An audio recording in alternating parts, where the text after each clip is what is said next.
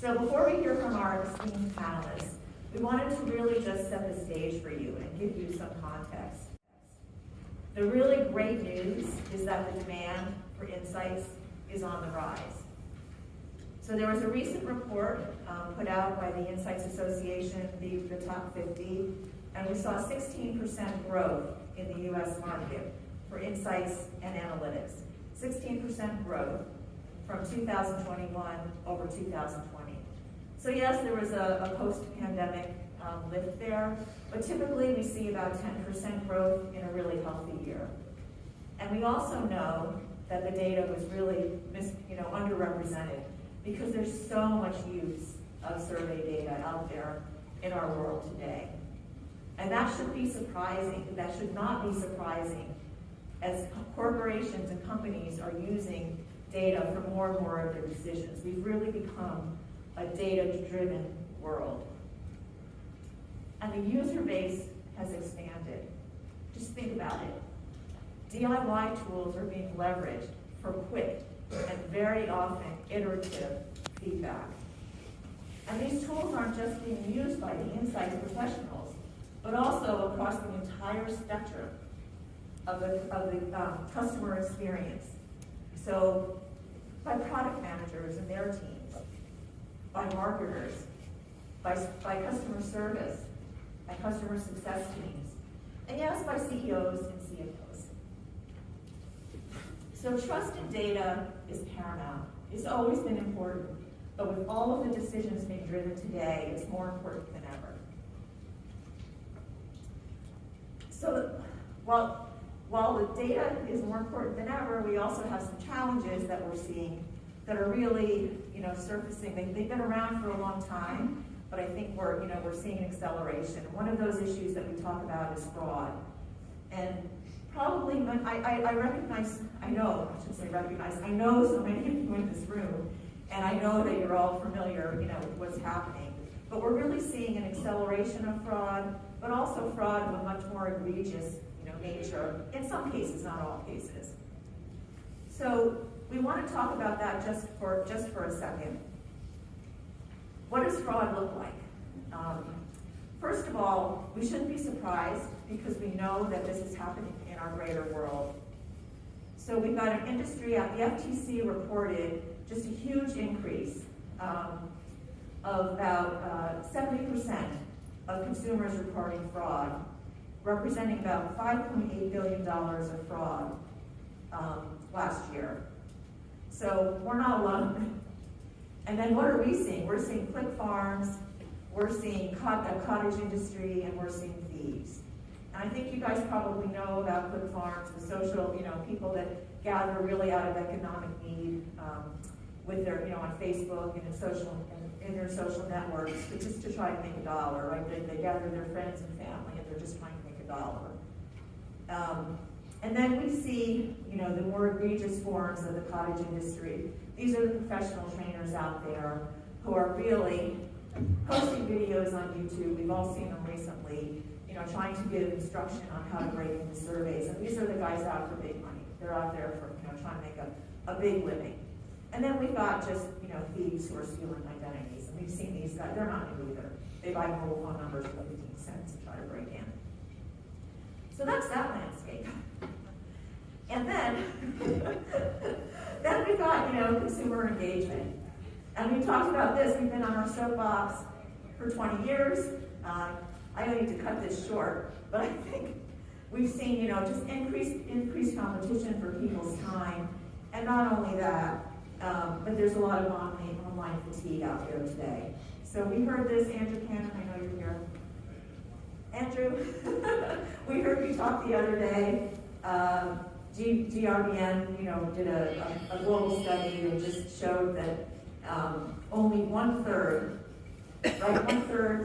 of survey participants trusted market research companies, and only 36% said they had an enjoyable experience. So we're really at a tipping point. We need to consider the landscape that we're operating in. Okay, so what are we doing? The Insights Association, hooray, yay, Insights Association. Thank you very much. I know Melanie's here too. Has brought us together We are a group of professionals representing a data integrity initiative council. So there's many of us who have been involved in this initiative, working to put some information together for everybody. But at the same time, we want to broaden, our initiative and reach out to all of you for participation. But we've been focusing on something very, very simple, and that's really our goal is to bring the research community together. We want to raise awareness of the risk to data integrity. We're here to launch a toolkit. We've been working really hard on this toolkit. It's a central repository of tools available to help everybody, to give some guidelines on best practices. We're also looking across the entire research spectrum. So this affects everybody. So it's not just the sample providers, but it's also everybody that touches a research survey. And I think everybody's represented by this group and also, in this room. So it's sample providers we're trying to bring together to collaborate. It's also anybody who programs and hosts a survey. It's the survey delivery platforms. It's also the full-service research agencies who are designing surveys. It's also analyzing the results. And it's also the corporate researchers, right, and end users that we talked about. So we want to encourage collaboration, and then ultimately we want to ensure reliable insights for confident decision making. So this is our group of professionals. We are representing just a few of us here today involved in the DI, what we're referring to as the DII initiative. We all share a real passion for data integrity, and that will become loud and clear if it isn't already, as you hear from our panelists today. I think what's really important to point out is that a lot of people here in this group compete with each other, and we've all everybody has just put aside any personal agendas, any individual agendas to come together and address this very important issue for us. And so we've put together a toolkit that we'll talk about. And in that toolkit, and we're going to, you're going to see a QRC code. Cindy, I don't think this is, okay, well, there's a QRC code that we'll share with you. But you'll see a toolkit that really includes a lot of different materials, definitions and terms, some guidelines for addressing data quality and integrity. There's a central repository of materials that have been gathered not just from Insights Association and from this team, but from across the industry. Organizations like CASE and SMR, for example.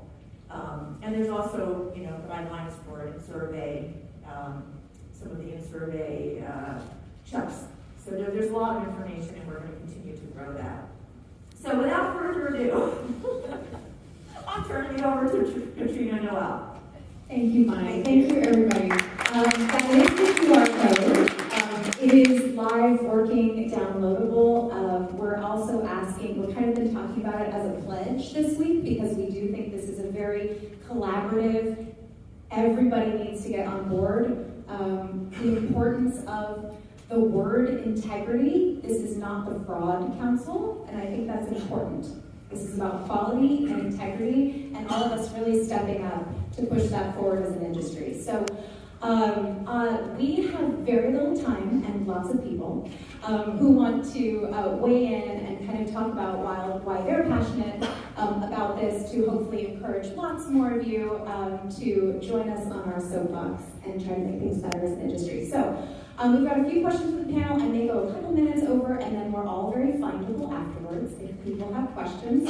But I just want everybody on the panel today, we, as Bonnie mentioned, represent a wide array of viewpoints within the industry, but we are all here today because we are all passionate about this for ourselves and our businesses and the future of the industry. So that's what the intro question is what makes you personally passionate about data integrity? And just to introduce myself, Katrina Noel, president of No Research and co-founder of Scoot Insights. And I'm personally passionate about this issue because I'm not sure everybody appreciates how much it's affecting the qualitative space. It is, and I'm here to help it, help push that forward and make sure that this is an industry-wide, not just a one sample panel situation. It's affecting all of us. Jamie? So I'm Jamie. I am the primary quantitative research strategy lead at Travelers. And just as a side note, these are my views, not the views of Travelers. I'm passionate about this because my data that I produce and analyze gets given to leadership teams and decisions are made off of them. So if I'm not providing that with accuracy and completeness, which is said a lot by our team, then I'm not providing something that a real decision can be made of that will impact our business. And we're just going to go down the line. I know we're in a slightly different order, but Carrie, you're up. So I'm Carrie Hackton. I'm the CEO and founder of Echo Market Research, HiveMind.zone, and Spaces by Echo. And we bridge the gap between qualitative and quantitative research, and we use an alternative recruiting method, right? So we recruit from social media, we recruit in an active recruitment model. And obviously data integrity, to Jamie's point, is critical, right? Because we are making these decisions that cost millions, if not billions of dollars, and if we don't have real people who are really representative of the companies that we're exposing them to, then the wrong decisions are going to be made. And I think the other side of that coin, though, is that when we do find real people in the real world and we take it back to an experience that isn't an enjoyable one, and they quit halfway through, or they don't come back to do another project, or they don't refer their friends as something that this is an interesting or engaging experience, that is equally as problematic as having all of the people in the database who either aren't real, there to game the system, etc. Cool. My name is Vignesh. I'm the CEO and founder of Research Defender. And obviously, it's hard to argue against any of those two reasons. Why wouldn't you want good quality in your data?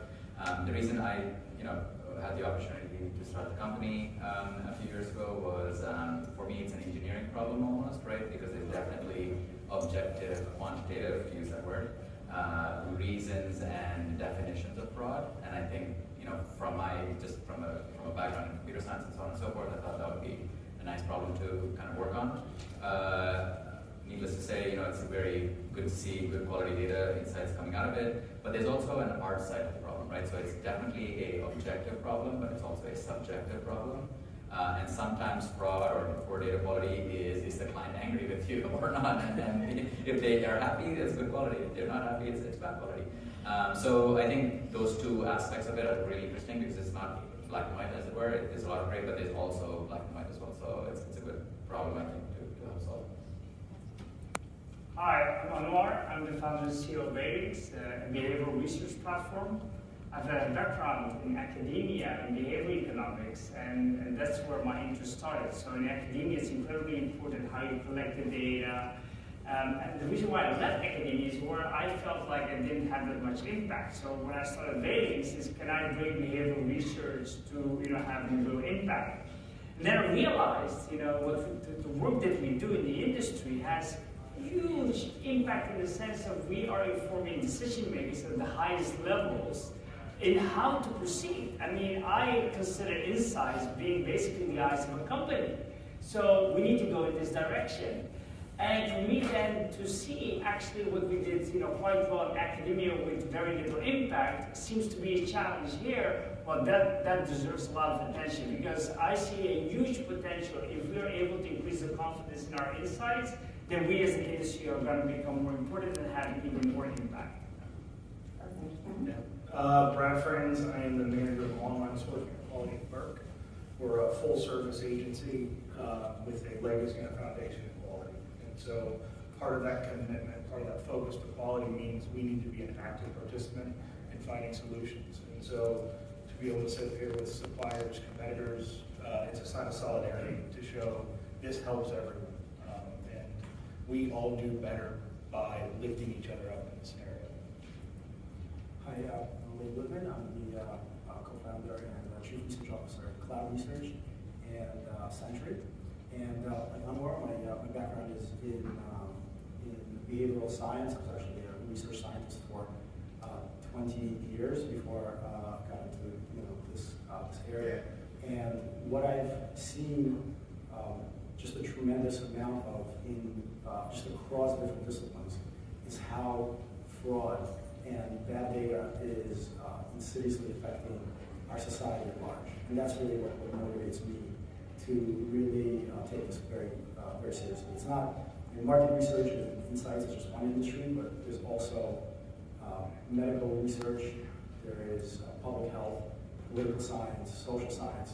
All of these fields in the last 10 years have become increasingly dependent on online data, and the bad decisions that are made based on that quality data and fraud is really affecting our society at large. And I think that's a good point, that we're not alone in this. It's impacting a lot of industries. We just need to figure out how it's impacting ours and what we can do about it, right? So let's go with that theme of impact. I know that Vignesh and Carrie, you wanted to weigh in on kind of the impact that this integrity issue is having on our work, and how will supporting this initiative help us have better or different impact. Vignesh, do you want to take that first? Yeah, sure. So I think, and again, this is a cliche, but I think awareness is the first step to solving a problem. And I'll tell you what, like if you are doing research, like going door to door without any technology, as long as you're aware that there could be some fraudulent data in it, or maybe even poor data quality, right? It doesn't have to be fraud. I think it's really important for you to invest. The only two things we can invest in life, time and money, right? To clean it, and it could be purely a manual, work, right? Just go through the data, clean it, don't just put it into the client's hands. Of course, if you're going to be more technologically savvy, I think you have a lot more options, whether it's working with the supply chain, whether it's working with fraud providers, whether it's working with exchanges or buyers, and so on and so forth. Because I think many times, and at least 5-10 years ago, I was surprised many times when our clients were surprised that there were bad data, right? And I think for one thing we absolutely have to take into account here is that we are open to the internet. The internet is a big bad place. There's a lot of bad things that happen out there, and it's not just our industry. There's crypto fraud. Like, how many times have you seen that Target data got stolen? Right, that has nothing to do with research, it's retail data, right? How many times have you seen that the Uber database got hacked? And I'm actually glad, to be honest with you, that there's fraud in this industry, because that means that we're part of the larger ecosystem. If we were such a small bowl and there was no fraud in our bowl, that's actually odd. So in a way, we have it. So awareness, I think, is the first thing. And then whether it's as simple as manual work to clean it, I think that's important. Don't be surprised. Work with your partners.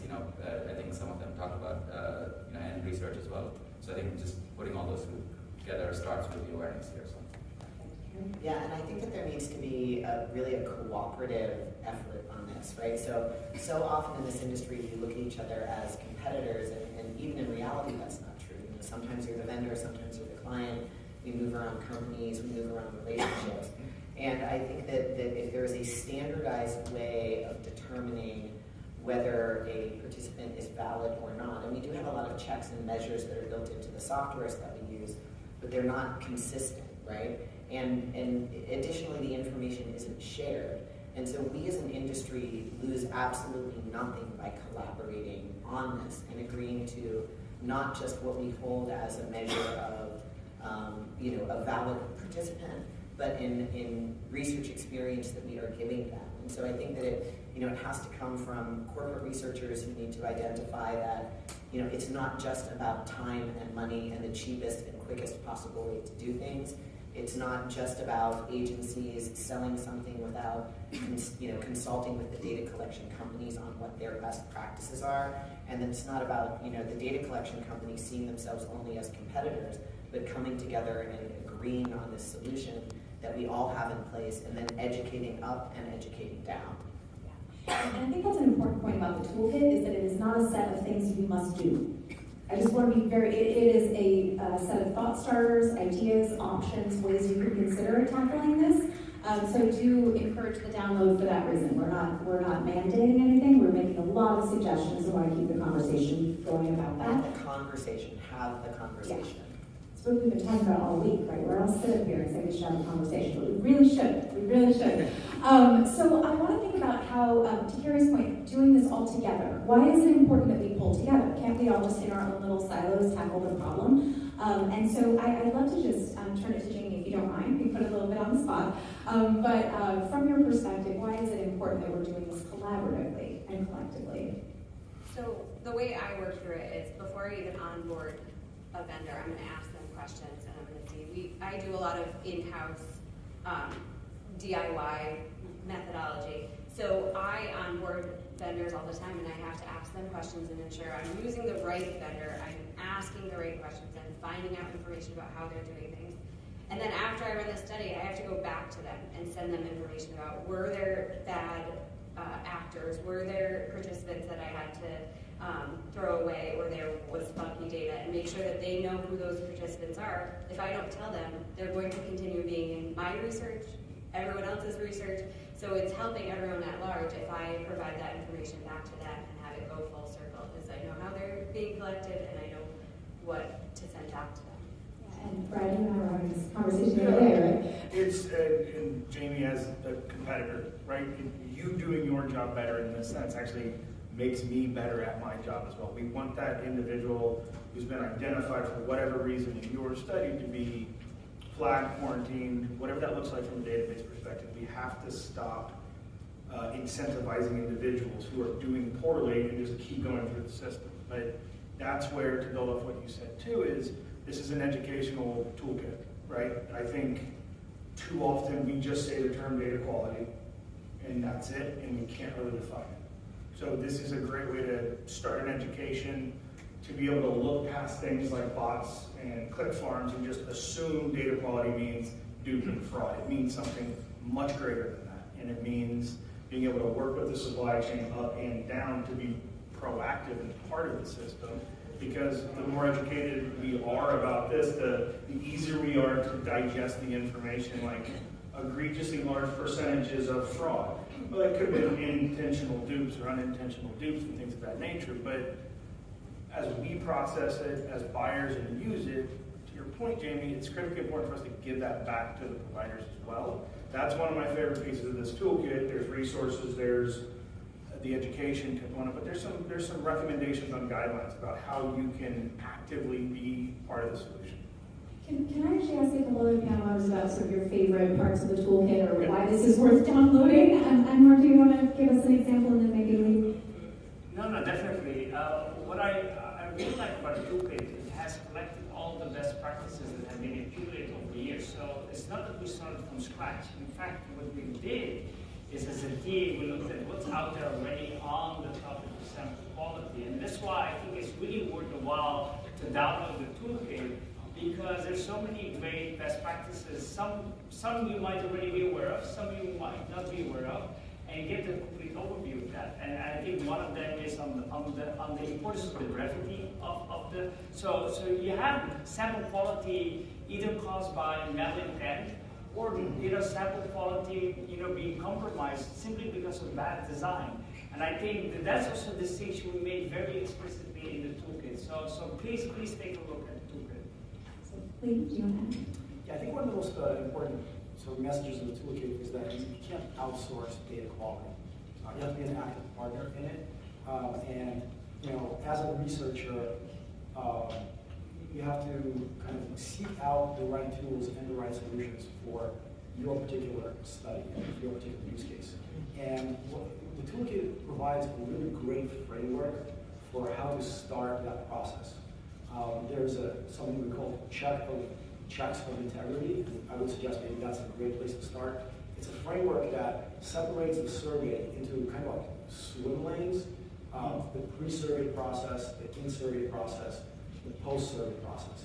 And within each one of these segments, there are very specific things to look for, and that's just a really great place to start. Just to give you a couple of examples. For example, in a pre-survey process, you can look for things like different tools that identify bots or IP duplication or geolocation tracking, right? In the pre-survey and the post-survey segment, there are certain behavioral validation tools that are also extremely effective.